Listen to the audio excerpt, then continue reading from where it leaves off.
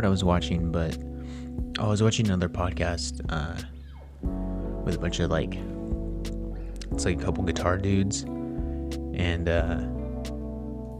they were saying that they hate listening to podcasts where when they start talking, they use their sexy woman voice. And I thought that was interesting because I do that a lot. I always go, "Good morning."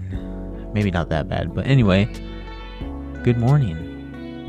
Welcome to Monday Morning Moccasins. This is episode 5. It's going to be a quick one. There's not much going on. Just a few things I want to talk about. First things first, though. Last episode, our interview with Zach, that was amazing. And everyone else seemed to like it a lot. So that's pretty cool. I definitely want to do that a lot more in the future because that seems to be the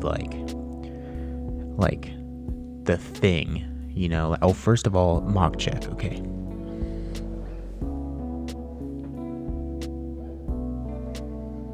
All right, we got the mock check. But yeah, that went, you know, as best as it possibly could. It was spectacular having Zach on. What we talked about, I was so afraid of not being able to talk about, you know, or not having enough to talk about, and we just riffed forever. It was perfect. So yeah, I'm going to be brainstorming some other people that I'd like to get on here,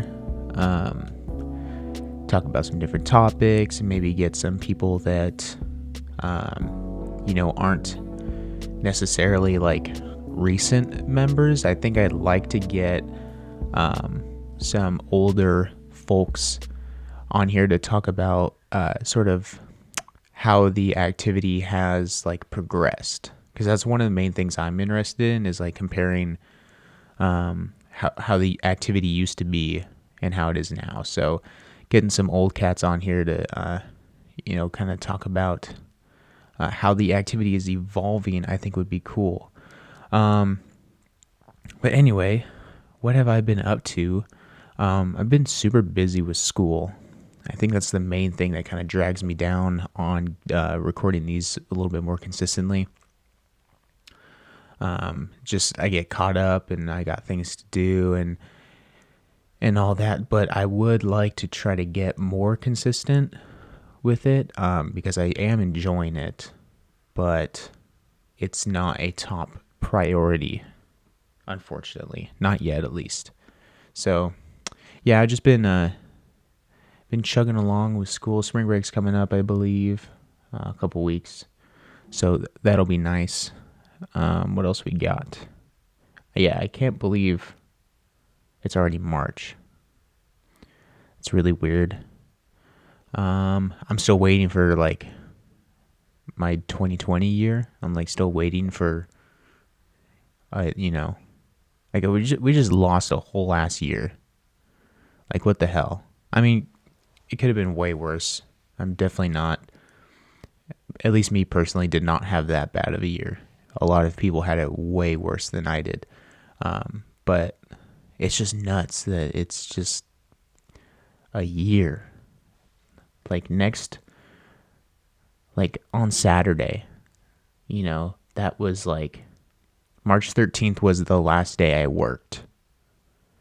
Technically, we did go back a little bit in the middle of it, but March 13th it was a Friday, I believe. And it was don't come in Monday. Gym's going to be closed on Monday. We're not training, we're not doing anything. So it's just bizarre. But I believe things are going to be going back here pretty soon. As we saw, Texas has decided to basically do their own thing. Godspeed to them. I believe they'll be just fine, though, because they were barely closed anyway. So if anything, they've achieved the herd immunity that we all desire. But Texas is doing that, and then the vaccines are pumping out. I understand that a lot of the younger people are now able to get them. younger people that are working. My old roommate told me the other day that he got his first dose. A few other people I know have gotten theirs. So hopefully that does something, because I got concert tickets for later this year for various concerts and festivals, and I will be extremely upset if I have to not go. But anyway, I get to go home this weekend. So Friday, I'm flying back down to SoCal, so I get to see my friends and my family and my cats. So that's pretty cool. I always like going home. Good to see everybody. Good to shoot the shit. My little brother's playing a baseball tournament in Bakersfield on Sunday. And so while it'll suck to go to Bakersfield, it'll be fun to watch some baseball. Baseball is back. They started spring training, so I've been watching the Dodger games, and they're looking pretty good.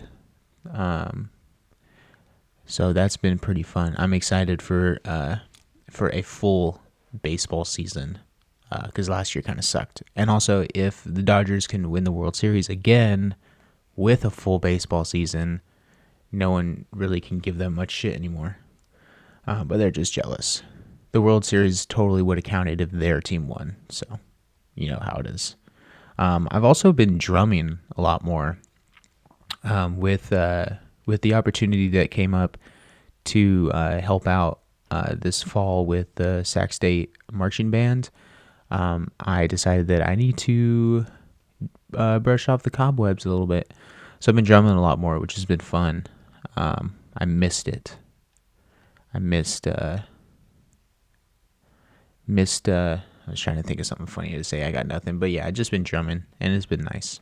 I got a new quieter pad, because I'm an extremely considerate roommate, and I don't want to make a ton of noise. So I bought one of those like Evans Real Feel pads, and they're actually I think they changed them, because I had one of those in high school and I hated it, and then this one I actually enjoy, and I think they changed it. The logo's different. I don't know if I'm just making things up, but no, it is a good drum pad. It's nice and quiet, so yeah, that's been fun. I've been trying to learn some things I've been trying to relearn things that I learned in high school that I just totally learned extremely wrong. For example, like the Pulse 2010 snare break.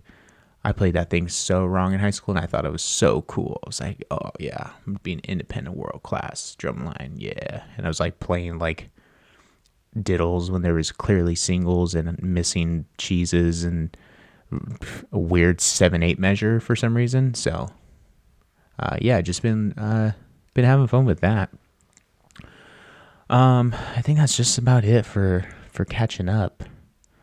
Let's go ahead and get into the news.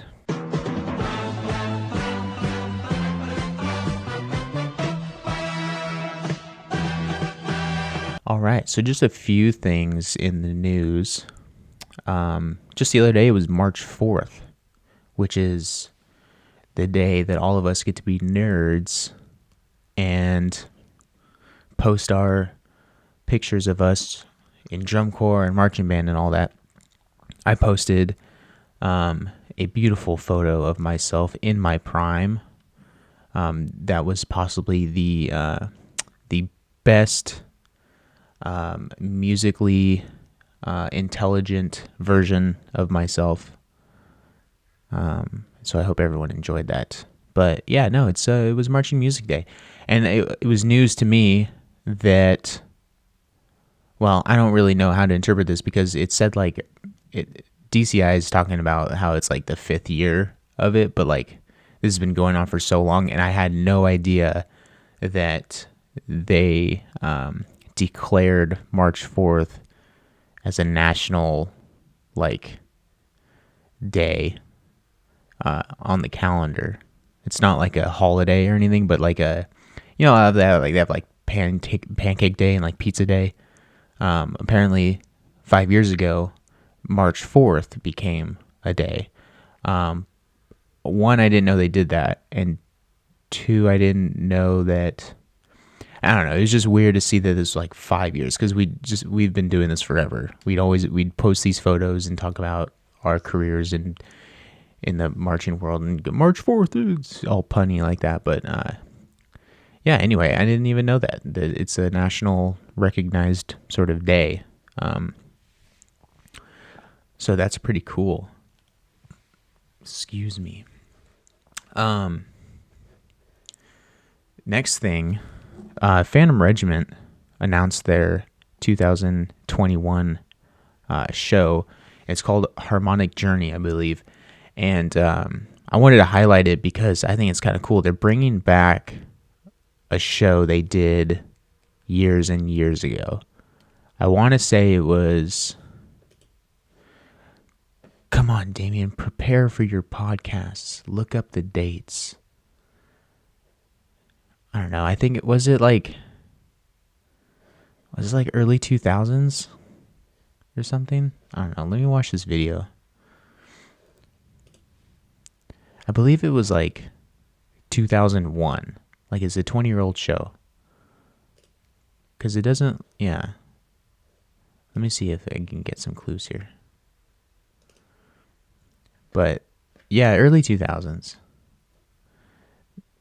I don't know exactly what year, but it doesn't matter that much. But they're bringing it back. And I haven't seen the original, so I don't know. I have zero comparison.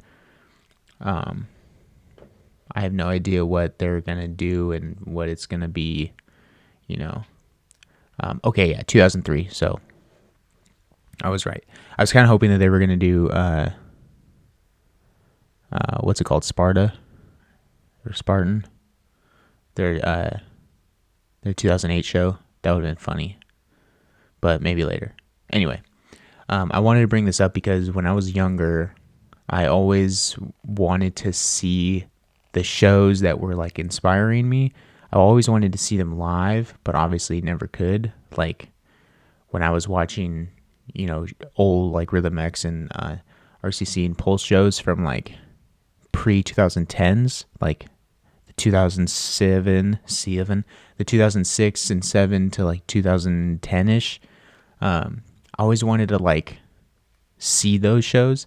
And so actually, I think it was Rhythm X a few years ago did the whole sort of like combination thing where they did just a bunch of their shows all wrapped into one. I forget what year that was. I think it was a pretty bad show. I think they did not execute it very well.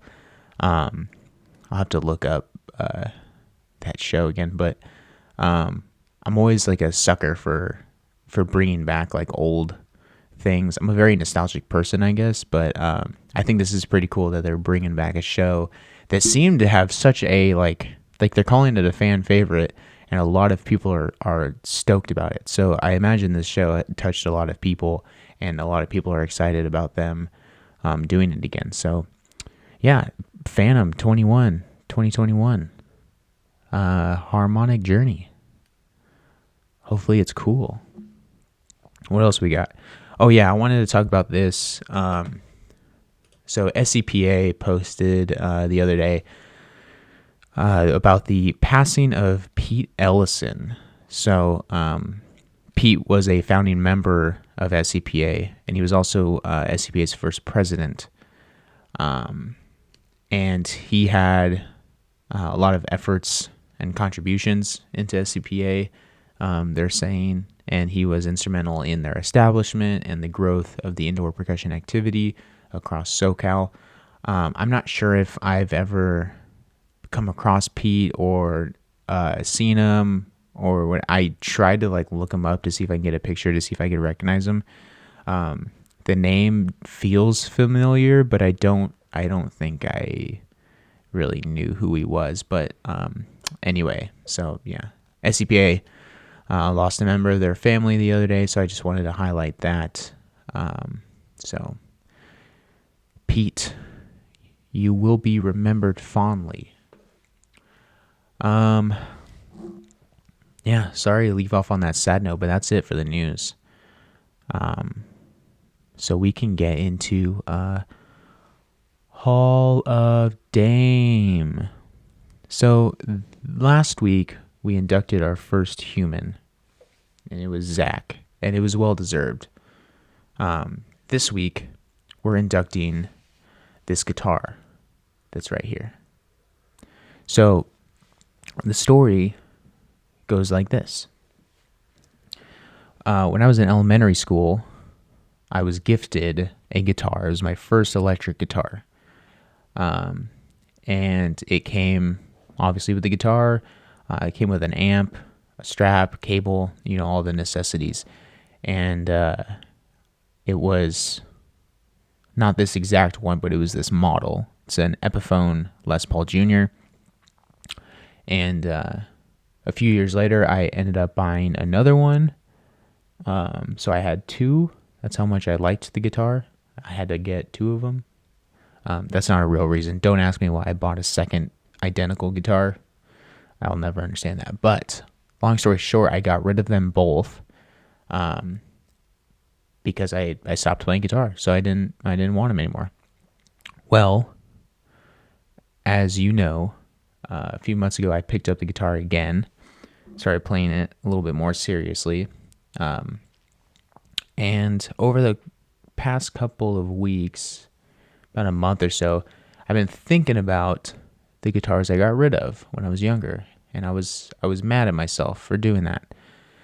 So I kind of went on a little hunt to find this guitar.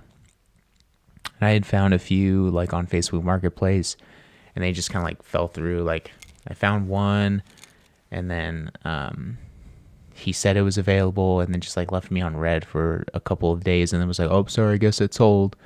That was stupid. I found another one that was listed for like $20 because she didn't know what it was, but there were a bunch of people like, for some reason, offering $150, which it's still not. It's still not a $150 guitar. It's closer to $25 than it is $150. But yeah, she was like, "Oh, I'm getting all these offers, so I'm going to take it to a repair shop and we're going to replace the guitar string." And it was in rough shape. It had stickers all over it and all that, but it was listed for $25. So she actually still thinks I want it. It's still at the repair shop apparently. But yeah, there's that one, and then this one I saw. It had been at a pawn shop, posted 10 months ago.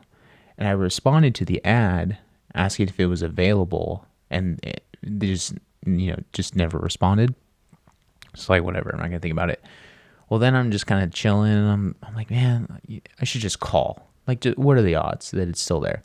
So I called the pawn shop over in Sacramento, and it was still there. So I went and picked it up. I got a slamming deal. It was listed for $160. I got it for $100. So that's cool. But yeah, let me grab it.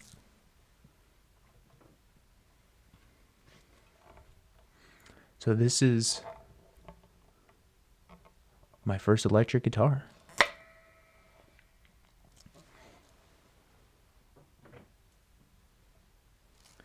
But yeah, like I said earlier, I'm a nostalgic person. And so it was just, I bought it purely for the nostalgia. But yeah, I like when I got it, I like looked at it in the store and I was like, oh my God, it just brings back like a lot of young Damien trying to be a rock star memories. Those were some fun times.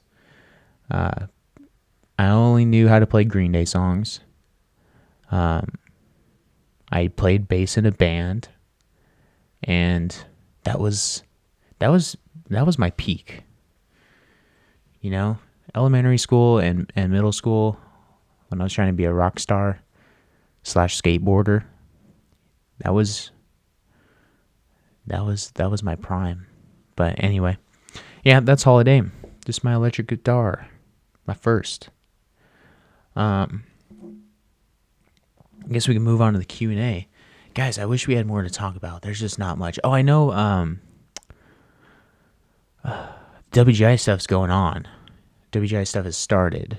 It's happening all over on Flow Marching, which I don't have, so I haven't watched anything I'm just kind of like waiting for like some YouTube stuff to start happening. But if any of you have been watching, let me know how it's going.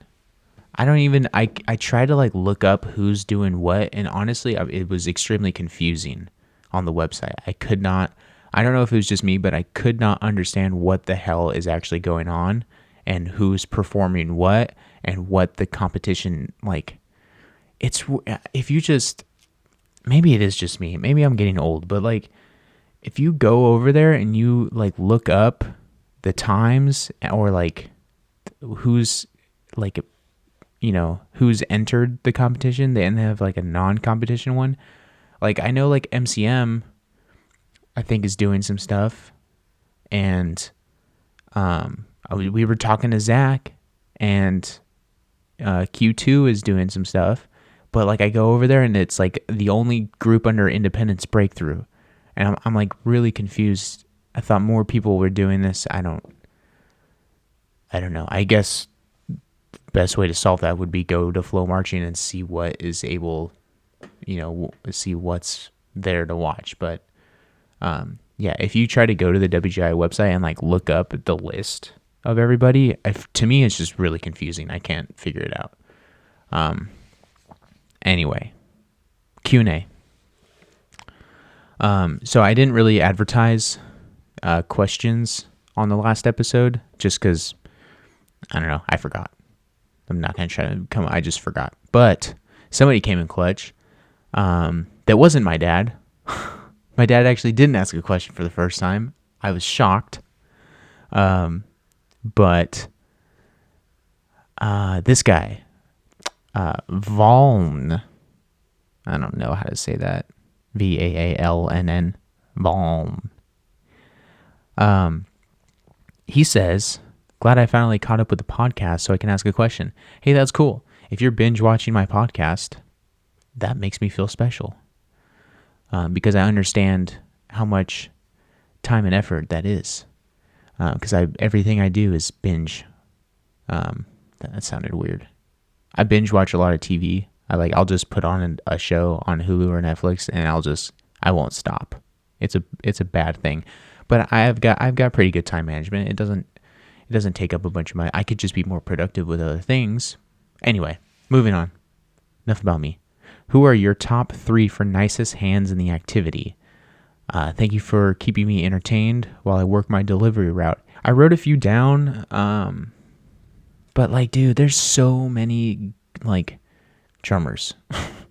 I mean, obviously we know tons and tons of people in this activity, but I try to keep it like to my inner circle, like hands that I would sort of see more, like, I don't know how to put it. Like, I could sit here on YouTube and just dissect everyone's hands and go back to like the 90s and the 80s and watch every single snare line, every single tenor line, every single bass line. I can just sit here and just try to figure it out who's got but that's going to take so long. So the first couple names that came to mind, number 1, I've got Rich.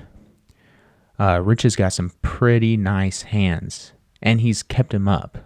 I think his hands actually got better after he aged out because he stopped getting the information from other people, and he started doing his own thing, obviously.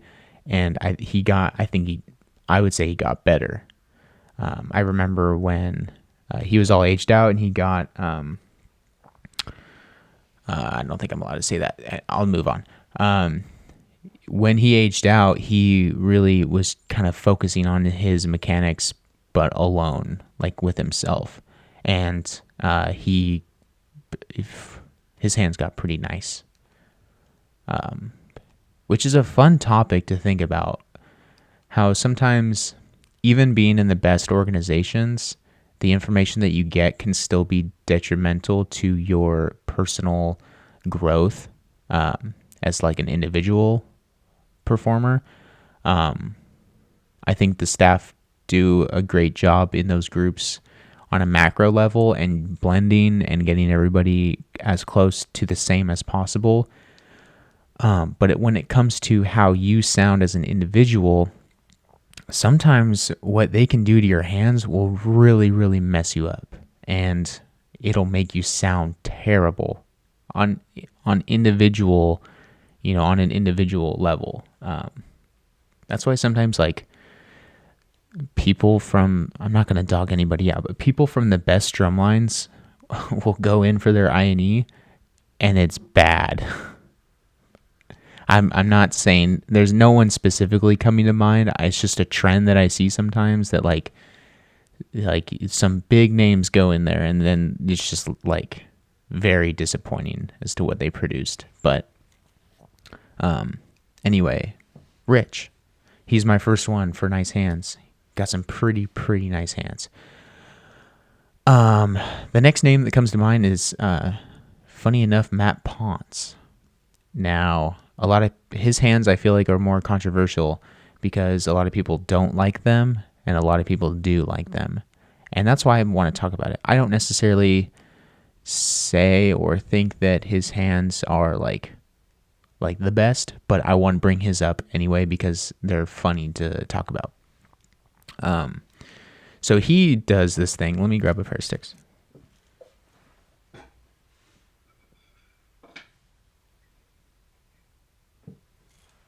So he does this thing where he is extremely choked back on the stick. So my left hand naturally sits here, right? So that's a good like if you were to cut the stick into thirds, I'm like right here at the back third. And that's where a lot of people's are. Like for some reason, the flag on the Vic Firth logo, that's like where everyone's like web sits. And that's a pretty good standard baseline. Well, for Matt, if you were to split the stick into quarters, he would be on the back quarter. So the butt of his stick is like maybe 2 inches. And I don't know how he does it because he was one of my snare techs in Dark Sky in 2016. And we'd always make fun of him for it. We would try to drum like that sometimes.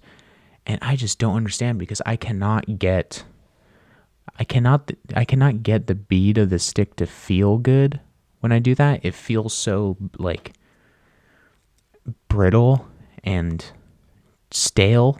Those are the best words I can come up with right now. But like, you ever get like a weird pair of sticks where it's like they feel heavy, but they also just feel dense, and there's just no response. There's no fluffiness to it.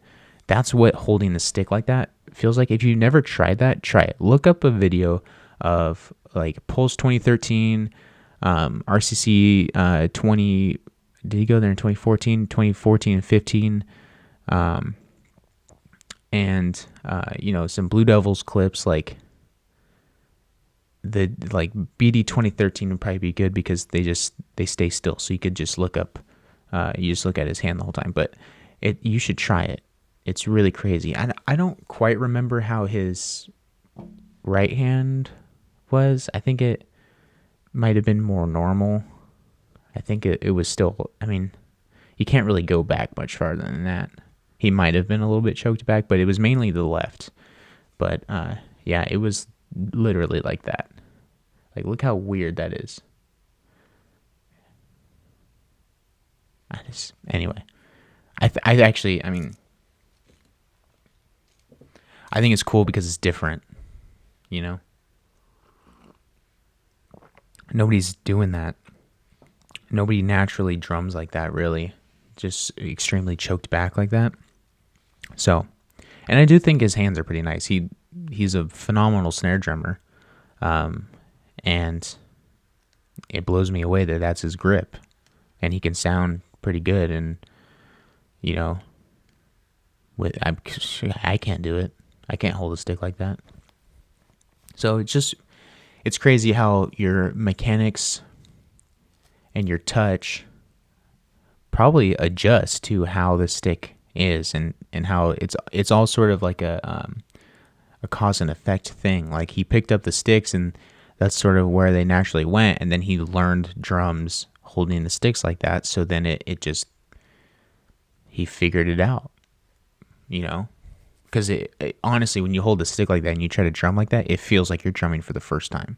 It's the same as like trying to switch grips, like play traditional with your right hand. It's like you're a freshman in high school again. So anyway, Matt Ponce is second. I actually put down 4 names, so I guess sort of like an honorable mention. I'm gonna say George Collins. He was my battery instructor at Dark Sky, 2015 and 16. I liked his hands a lot. And similar to Rich, he was always like working on hands. Like he was always drumming with himself. He arguably drummed more than we did, like individually. Like I was always super bad at practicing, and some of the other guys and gals were they practiced, they drummed a lot. I was not one of them, unfortunately. It's one of the things I regret most. But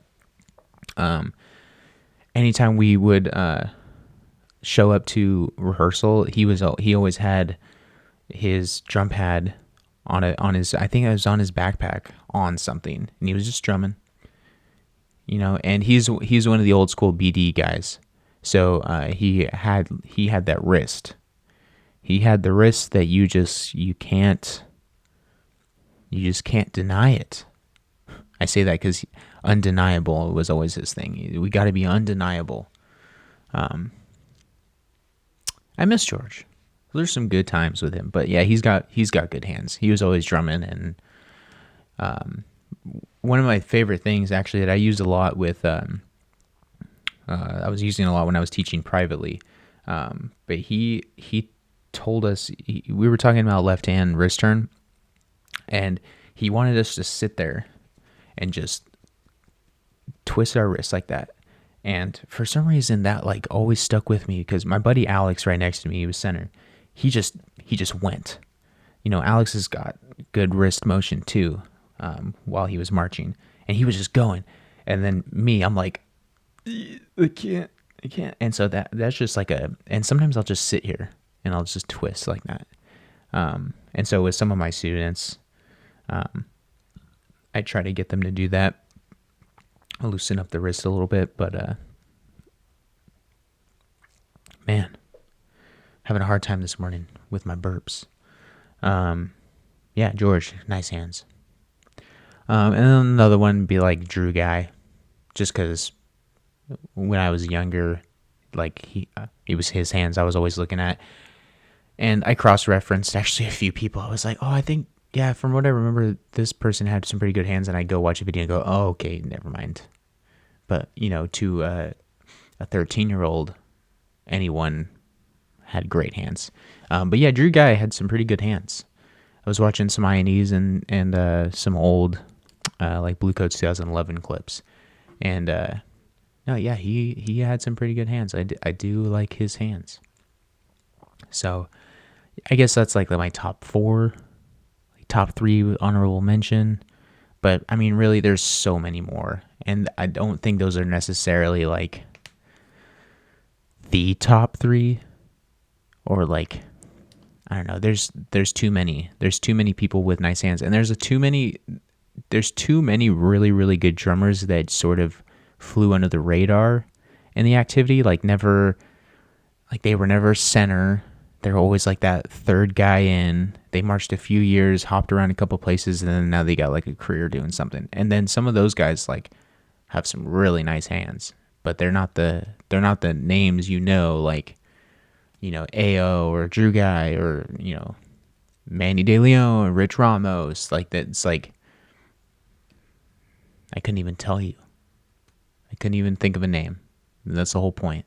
But yeah, there's some really, really good hands out there. Any of the 2013 cadets guys, great hands. Like those are, yeah. So anyway, it's so subjective. who's got the top 3 hands. It all just depends on what you think is good. Like some people think that when there's a gap right here, like some people have that little gap when they're holding the drumstick. Let me see here.